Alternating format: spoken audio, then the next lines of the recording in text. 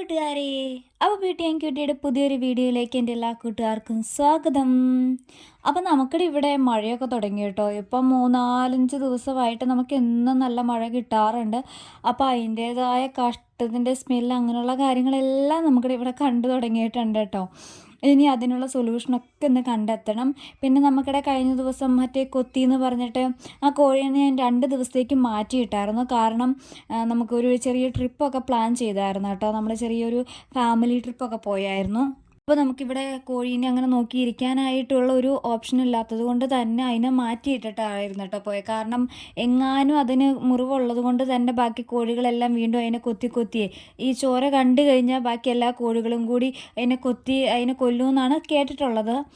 അപ്പോൾ അത് കാരണം കൊണ്ട് അതിനെ ഞാൻ മാറ്റിയിട്ടായിരുന്നു കേട്ടോ. പിന്നെ ഇന്ന് വന്നതിന് ശേഷമാണ് കേട്ടോ അതിനിതാ കൂട്ടിലേക്ക് വീണ്ടും ആക്കിയത്. അപ്പോൾ അതിന് മുറിവൊക്കെ ഏകദേശം ഒന്ന് ഓക്കെ ആയിട്ടുണ്ട് കേട്ടോ. പിന്നെ ഇതാ കണ്ടോ, നമുക്കിവിടെ 2 മുട്ടകൾ ഇതാ ഇപ്പോൾ കിട്ടിയിട്ടുണ്ട് കേട്ടോ. ഇന്നിപ്പോൾ നമുക്ക് ടോട്ടൽ 4 മുട്ടയാണ് ഇന്നത്തെ ദിവസം നമുക്ക് കിട്ടിയേക്കുന്നത് കേട്ടോ. ഇതുവരെയായിട്ട് എല്ലാ കോഴികളും മുട്ടയിട്ട് തുടങ്ങിയിട്ടില്ല. നമുക്ക് ചില ദിവസം 8, ചില ദിവസം 9, ചില ദിവസം 10, അങ്ങനെ ആ ഒരു കണക്കിലാണ് ഇപ്പം നമുക്ക് മുട്ട കിട്ടുന്നത് കേട്ടോ. 10 കൂടുതൽ ഇതുവരെ നമുക്ക് കിട്ടിയിട്ടില്ല കേട്ടോ. നമുക്ക് ആകെ 25 കോഴികളാണുള്ളത്. അപ്പോൾ 10 മുട്ടയാണ് നമുക്ക് ഇതുവരെ മാക്സിമം കിട്ടിയിട്ടുള്ളത് കേട്ടോ. അതുപോലെ മഴയൊക്കെ തുടങ്ങിയതിൻ്റെ ഒരു പ്രശ്നമാണ്. ഇത് കണ്ടോ, ഇങ്ങനെ തുണി ഇട്ടതിൻ്റെ അകത്തൊക്കെ ഇപ്പോൾ ഉറുമ്പൊക്കെ കണ്ടു തുടങ്ങിയിട്ടുണ്ട് കേട്ടോ. അപ്പോൾ അത് ഒരു വിഷയമായി മാറുവാണ്. കാരണം ഇങ്ങനെ ഉറുമ്പൊക്കെ ഉണ്ടാകുമ്പോഴത്തേക്കും അതുങ്ങൾക്ക് വല്ല അസുഖമൊക്കെ വരുമോ എന്നുള്ളത് അറിയത്തില്ല. കാര്യം നമ്മൾ നാട്ടുകോഴികളൊക്കെ ആയിരുന്നെങ്കിൽ അഴിച്ചു വിട്ടാൽ അതുങ്ങൾ ഉറുമ്പിനെയും പുഴുവിനെയും എല്ലാം കഴിക്കുന്നതാണ്. പക്ഷെ ഇങ്ങനെ കൂട്ടി പിടിച്ചിട്ടേക്കുന്നതാകുമ്പോൾ അങ്ങനെ ഉറുമ്പൊക്കെ വന്നു കഴിഞ്ഞാൽ പ്രശ്നമാകുമോ എന്നുള്ളത് നമുക്ക് വലിയ ഐഡിയ ഒന്നുമില്ല കേട്ടോ. അപ്പം ഞാൻ പറഞ്ഞല്ലോ, ഓൾറെഡി 2 ദിവസം ടൂറൊക്കെ പോയത് കൊണ്ട് കാര്യമായ രീതിയിലൊന്നും ശ്രദ്ധിക്കാൻ പറ്റിയിട്ടില്ല. അപ്പോൾ വന്നപ്പോഴാണ് ഇതൊക്കെ കണ്ടത്. അപ്പോൾ ഇനി കുറച്ച് ചാരമൊക്കെ വാരി വിതറി ഒന്നോടെ ഒന്ന് പൊടി തട്ടിയൊക്കെ ഒന്ന് എടുത്ത് നോക്കിക്കഴിഞ്ഞാൽ ഉറുമ്പിൻ്റെ ശല്യം ഉണ്ടോ എന്നുള്ളതൊന്ന് ചെക്ക് ചെയ്ത് നോക്കണം. പിന്നെ വേറൊരു വിശേഷം പറയാനുള്ളത്, നമ്മൾ ഇത്രയും നാളും നമ്മൾ കോഴിക്ക് കൊടുത്തുകൊണ്ടിരുന്നത് ലെയർ പെല്ലറ്റ് ആണ് കൊടുത്തുകൊണ്ടിരുന്നത്. അപ്പോൾ അതിനൊരു ചെറിയ മാറ്റം, തീറ്റക്കുറവൊന്ന് ലാഭിച്ചേക്കാം എന്ന് കരുതിയിട്ടൊരു ചെറിയ മാറ്റം നമ്മൾ വരുത്തിയിട്ടുണ്ട്. വേറൊന്നുമല്ല, ഇലകളൊന്ന് കൊടുത്ത് ട്രൈ ചെയ്ത് നോക്കാമെന്ന് ഞാൻ കരുതി കേട്ടോ. അപ്പോൾ എന്നോട് ഞാൻ കഴിഞ്ഞ ദിവസം ഒരു വീഡിയോയിൽ കണ്ടതാണ്, മുട്ടയ്ക്ക് മുഴുപ്പ് കിട്ടാനും എല്ലാത്തിനും ഈ ഇല ഒരു മാജിക് ഇല എന്നൊക്കെ പറഞ്ഞുകൊണ്ട് ഞാൻ ഒരു വീഡിയോ കണ്ടതാണ് കേട്ടോ. ഇത് നമുക്കിടെ ചീര എന്ന് പറയും, മുട്ടച്ചീര എന്നാണ് നമ്മുടെ ഇവിടെയൊക്കെ പറയുന്നത് കേട്ടോ. ഓരോ നാട്ടിലും ഓരോ പേരായിരിക്കും. ഇതാണ് കേട്ടോ അതിൻ്റെ ഇല. ഞാൻ കംപ്ലീറ്റ് അരിഞ്ഞു കഴിഞ്ഞായിരുന്നു. ഇതുപോലെയാണ് അതിൻ്റെ ഇല ഇരിക്കുന്നത്. മുട്ടച്ചീര എന്നാണ് നമ്മുടെ ഇവിടെ പറയുന്നത്. ഞാനത് അത്യാവശ്യം ഒരു ക്വാണ്ടിറ്റി ഒന്ന് അരിഞ്ഞ് വെച്ചിട്ടുണ്ട് ചെറുതായിട്ട്.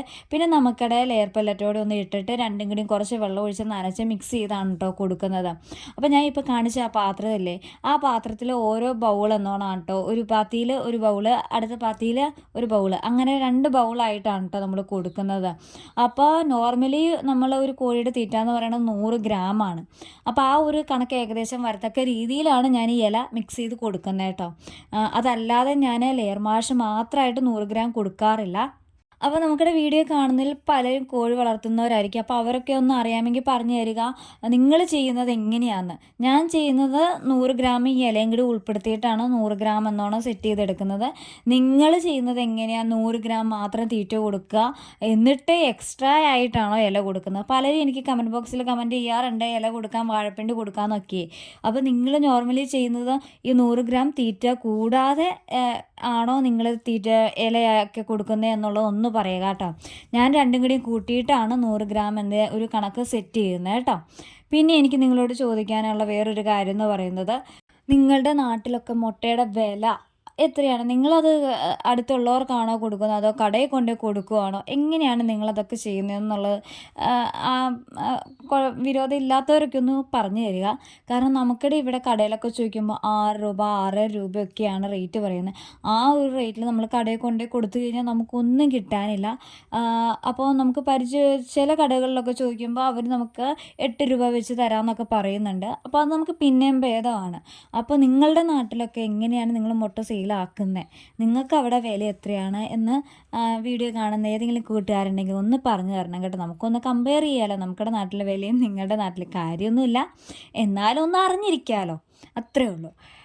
അപ്പോൾ ഇതുപോലെ മിക്സ് ചെയ്തിട്ട് ഓരോ ബൗൾ വീതം നമ്മുടെ കോഴിമക്കൾക്ക് കൊടുത്തു കഴിഞ്ഞാൽ അവരിത് നല്ല രീതിയിൽ കഴിക്കുന്നുണ്ട്. ഒരുപാട് അവർക്ക് ഇഷ്ടമാണ് കേട്ടോ.